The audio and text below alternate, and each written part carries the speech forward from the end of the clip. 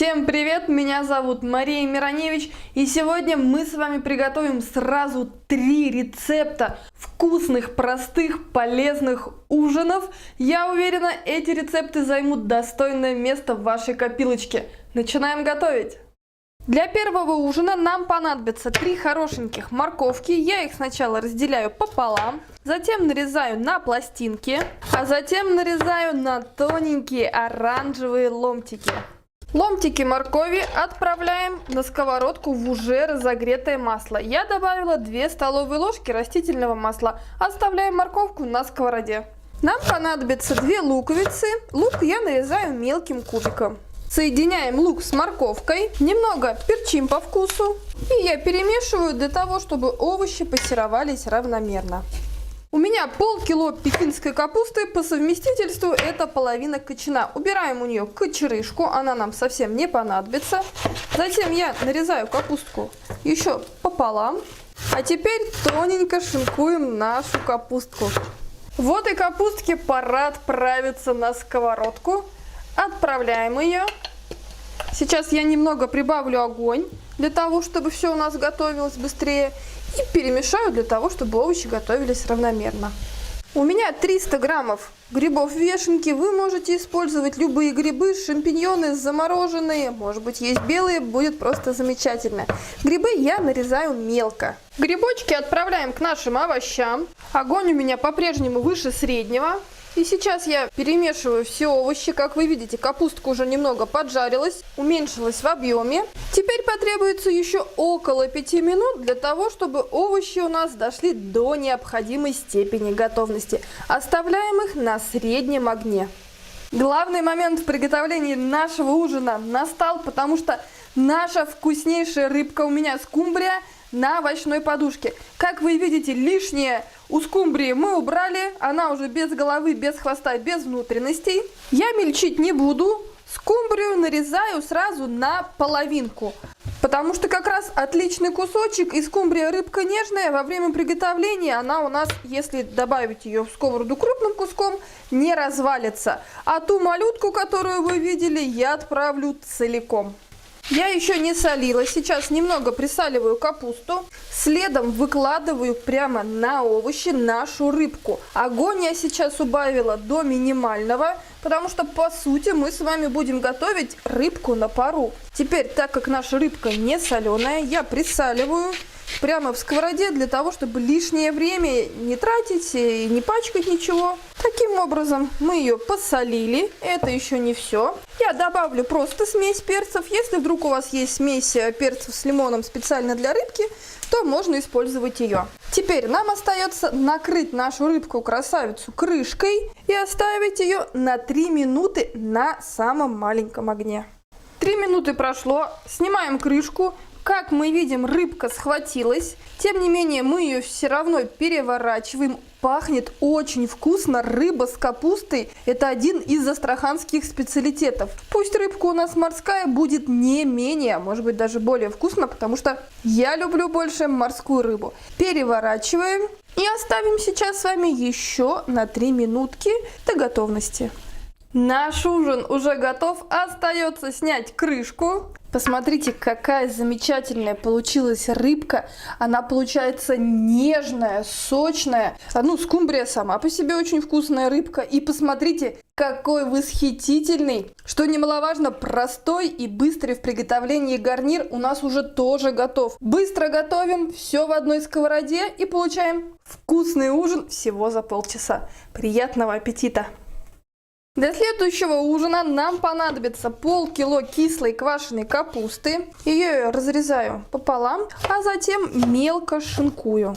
Это нужно для того, чтобы капуста быстрее приготовилась. Сковороду с маслом я очень хорошо разогрела. Именно так и должно шкварчать. Теперь просто распределяем капустку по поверхности сковороды и оставляем ее ужариваться. Еще нам понадобится 2 морковки. Я их разрезала сначала пополам, затем разрезаю еще на вот такие ломтики, а затем нарезаю не крупным кубиком. Отправляем кубики морковки к капусте. И нам остается только перемешать. Я продолжаю готовить на большом огне, это 6 из 9, для того, чтобы наша капустка обжарилась. Если у вас капуста домашнего приготовления, то все быстрее. Она уже нарезана и морковка там есть, просто отправляйте на сковороду. У меня 2 луковицы. Лук, как и морковку, нарезаю меленьким кубиком. Лучок добавляю в сковороду к остальным овощам. Самое время все поперчить. Я использую смесь перцев. Вы же будете добавлять или не добавлять перец по вкусу. Добавляем столовую ложку томатной пасты, либо можно использовать томатный соус. Таким образом, капусту нужно поджарить около 5-7 минут, не забывая при этом помешивать, чтобы она поджарилась, но не пригорела. Капуста выглядит просто отлично, она обжарилась. У меня здесь 200 граммов пшена. Естественно, я его промыла и просушила заранее. В пшену добавляю чайную ложку сахара для того, чтобы уравновесить кислый вкус капусты. Вы это делаете по вкусу. Изюминка нашего ужина – это куриные сердечки. Я их отварила заранее. И всю эту красоту мы заливаем 500 миллилитрами бульона, в котором у меня варились сердечки. Если вдруг у вас такого бульона не нашлось, то вы просто заливаете водой.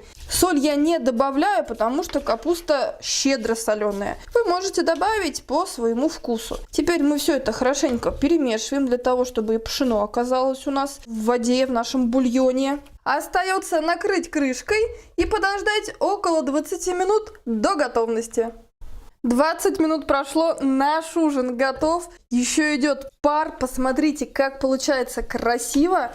И самое главное, аромат просто безумный. Потому что квашеная капуста, томат, сердечки, которые придают пикантный вкус. И благодаря тому, что мы готовили в бульоне, получается очень вкусно. Плюс, как вы видите, пшеная крупа получилась у нас с вами рассыпчатая. То есть все как мы любим. И за полчаса такой ужин готов.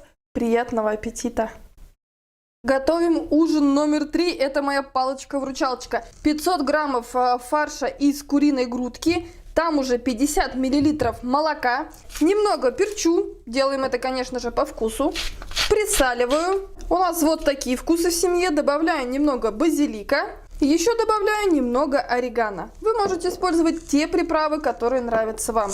Следом добавляю 250 граммов творога. Творог у меня 25% жирности. Какое количество бы продуктов исходное у вас не было, вы следуете тому, что фарша у вас 2 части, а творога 1 часть. Теперь наша задача все это интенсивно перемешать до однородного состояния. Все делается очень быстро, поэтому ставьте сковородку с маслом нагреваться.